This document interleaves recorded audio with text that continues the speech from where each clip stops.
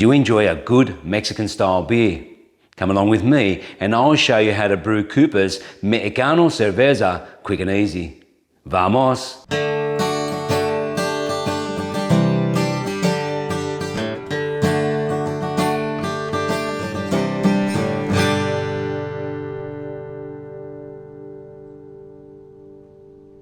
Hey guys, Musa here from Quantum Home Improvements and Solutions. Welcome back to the channel. Today, I'm going to show you how to brew Coopers Mexican Cerveza. Now, Cerveza basically just means beer. And I've been to Mexico, to Cabo San Lucas on the west coast, and I've tried a whole heap of different beers, but the one I'm magnated to the most are their lagers. So I'm really looking forward to tasting this beer.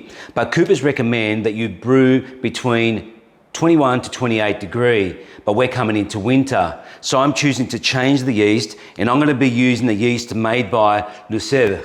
Le Cerveza started off as a French company in 1853, but they're huge. They employ like 10,000 people, and they make a variety of different yeasts for all different occasions. Now this particular yeast is called Fermenters Cerveza W3470. And it can be brewed between 12 to 18 degree, which is more appropriate to our climate.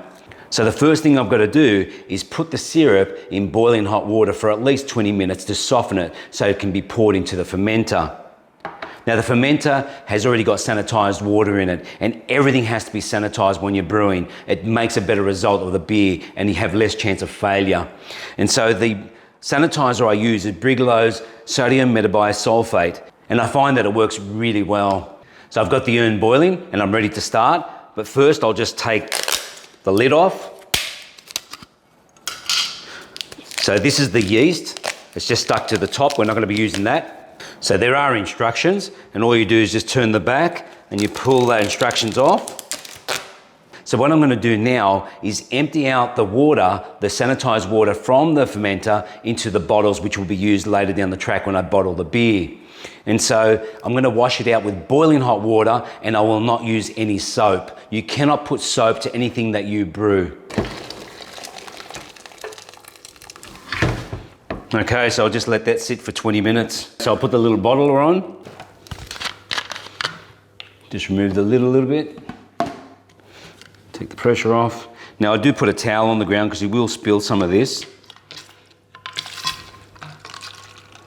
Okay, so I'm almost finished. Okay, the last bottle. So now I'll wash out the fermenter in hot water, and again, I won't be using soap. So a good practice to get into is writing down the type of beer that you made at the day that you made it. So there, just write down Coopers Mexican Cerveza and just write down the date. Okay, so the fermenter is washed. We'll get 2 liters of water boiled up in the kettle, and we'll open up the syrup tin, but also I will now put on the tap. Now this particular tap is a new style from Coopers. So thanks to Frank, he sent me a tap. This is spring loaded. I'm really looking forward to trying this out. So now I have put a bit of water around the rubber, and then I just squeeze that in like this. Okay, so that's in. Just wiggle it around, make sure. Okay, and so this is the way it works. A nice little lever, much better than the old design. Frank also sent me a temperature sticker, which sits on the fermenter. He noticed the other one was peeling off, so that's now gone, and I'll put this one on. And he also sent me a new clip. Woohoo! I'll just clean this, get that ready, just put it back pretty much where it was before. Okay, so just stick it straight on. Beautiful. I had the old one sitting on with sticky tape, and now it's brand new again. Thanks, Frank.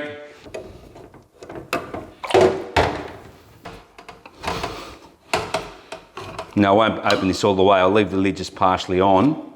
Now this thing is going to be really, really hot, so I do carry it with a tea towel so I don't burn myself. Okay, I'll just move these out of the way.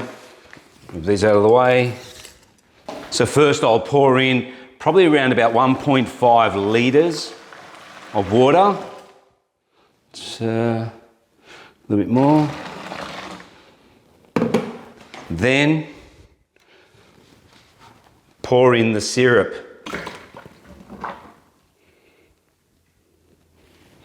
So there's a lot of syrup still inside. So the remainder of the water I'm going to put in there. Just give that a light swirl. Okay, so the next thing I'm going to do is open the sugar. So this is what Coopers recommend. So it's the enhancer number 2. So I'll put the 1 kilo of sugar in.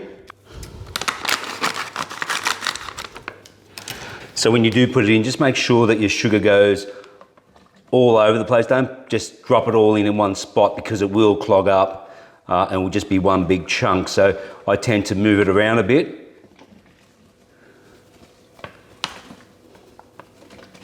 Okay,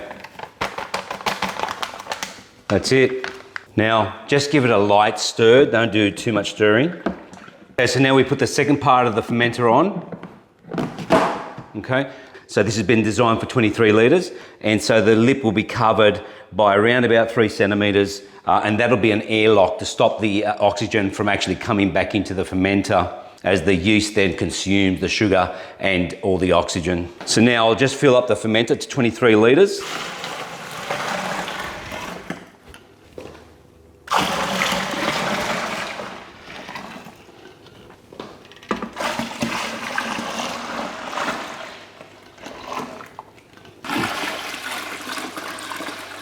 Okay, there we go. Right on the mark. Okay, so now I'm going to get a hydrometer reading. Oh, I love this new tap. Whoa. Okay. There we go. Just wait for all the bubbles to go. Okay, so that's 1040. So I'll just record that. Make sure you do not put this beer back into the fermenter. So the last thing I need to do now is put in the yeast. So just spread it around, and it will fall on its own to the bottom. Put the lid on. Now this will make it airtight, and thanks to Frank, I've got my new clips. So just clip that on both sides, and that's now airtight. And so just leave this now for around 6 to 8 days. I will leave it for 8 days, and just keep an eye on the temperature. And so the temperature is actually doing really well. It's exactly where it should be. It's around the 18 degrees Celsius, and I'm very happy with that. And that'll drop overnight as it gets colder. It's now the 8th day, and the beer's ready for bottling. So all the sediment has dropped, and it's looking really clear, and I'm very happy about that. So the temperature has been hovering between 16 to 18 degrees Celsius, and that's good. And so I've also been doing a hydrometer reading over the last couple of days, and it's stabilized, but I will do one more reading. And also I've emptied out the bottles from the sanitizer and washed them out in hot water, and hot water only. So now I'll just get a hydrometer reading. There we go. It's 1012. So the original gravity level was 1040, which makes it a potential alcohol content of 5.3%. But the final reading was 1.012, roughly. So 1010 is 1.3, so it's a little bit higher than that. So 5.3 minus 1.3 brings it to 4, so it's a little bit below. So I'd say it'd be roughly about 3.8, which is exactly where it needs to be. So I'm very happy about that. The brew is now ready for bottling. This beer smells fantastic. I might just have the quick taste. Wow, very nice. And it's not even matured yet. Okay, I'll put this on the side. Okay, so first I'll just release these clips to take the pressure off the lid. Okay, so I'm going to try and use this tap without a little bottler and see how that performs, if it froths up too much. Okay, so it does froth up a bit if you don't use the little bottler. I love this tap though. Yeah, so it definitely froths up less if you use the little bottler. So I'll just let that froth settle down a bit, and then I'll fill them up a little further. And usually you'll get froth the first probably half dozen bottles, and then you come back and just fill them up again. So I've been brewing since about 2009, and my wife bought me this brewery kit from Coopers, and it was a great learning curve. I wasn't too fussed originally, but I'm really into it. I've been doing it now for almost 15 years, and I'm getting better and better at it.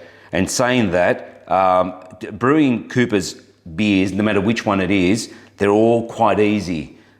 Just follow the steps and you won't fail. So I have had some failed beer, not many. It's when I went outside of the parameters of what Coopers recommended. But as you brew more and more, you become more confident and you start to experiment. And so I'm in the stage of experimenting, and I'm finding it quite easy to do things. It's always good to get advice before you do something. And so I get a lot of my advice from Dee from Country Brewers in Nepean. She's been fantastic. I find her really good. She's very knowledgeable. So brewing your own beer is not just satisfying, but it's also very cost effective, and it costs about 1/4 of the price of buying a ready-made beer. And Coopers beers are very high quality, and they have a best after date, and they're also GMO free, so genetically modified organism free, which really makes a big difference. So they have a best after date, not a best before. Okay, I'll turn the tap off. And I'm running out of room, so I'm just going to put the carbonated drops in. Okay, so you put 2 carbonated drops, put the lid on. Make sure you do it very tight. You don't want the gases to escape, because if they do, then the beer will be worthless. Okay, so that's the last one. I'll get back into pouring the beer. This tap works great. Makes it so much more convenient. Okay, so we're getting pretty close to the base of the tap, and you'll find with this fermenter, Coopers have designed it to be high above that sediment, because you don't want the sediment to come into the bottle. So basically, I will use it all up, but the last couple of bottles will be left on the side as my testers, to test them over time to see if they're ready for drinking. So I just tilt it a little bit so I don't stir it up. Okay, so now I'll put the carbonated drops in these ones, and I'll do these other bottles on their own and keep them separate.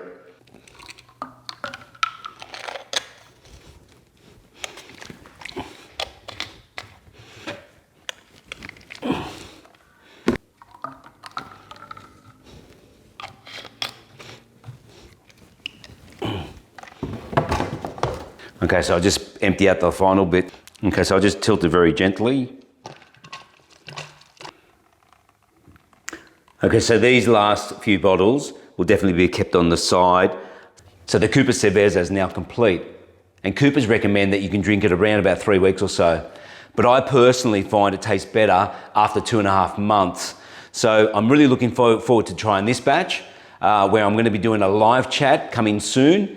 And we'll also be trying out the Coopers Pale Ale at 7.2%, the Coopers Real Ale, and also the Honey Mead. And I'm really looking forward to that. So I've got a panel of guys coming, and it should be a great live chat. I'd like to take the opportunity at this point to say, please drink responsibly, and also to thank Frank for sending me these taps, the thermometer stickers and the clips.